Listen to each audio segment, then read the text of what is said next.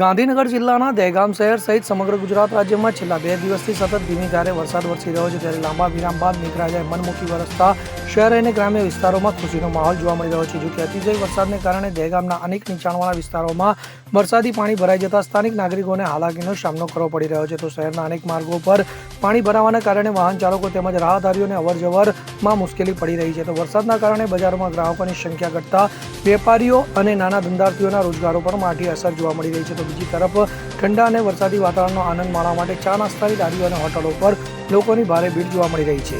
તો પરિવાર અને મિત્રો સાથે લોકો ગરમા ગરમ ચા અને નાસ્તાની મજા માણતા નજરે પડી રહ્યા છે. તો ખેડૂતો માટે આ વરસાદ આશીર્વાદરૂપ સમાન સાબિત થયો છે. તો ખેતી માટે જરૂરી ભેજ મળતા ખેડૂતોમાં ખુશીની લાગણી છવાઈ જવા પામી છે અને આવનારી ખેતીની સિઝન માટે આશાવાદી વાતાવરણ સર્જાયું છે. તો એકંદરે દહેગામમાં વરસાદે એક તરફ જનજીવનને પ્રભાવિત કર્યું છે, તો ધંધા રોજગાર પર પણ આની અસર પહોંચાડી છે. તો બીજી તરફ લાંબા સમય બાદ આવેલા વરસાદથી નાગરિકોમાં આનંદ અને ખેડૂતોમાં નવી આશાનો સંચાર કરાયું છે.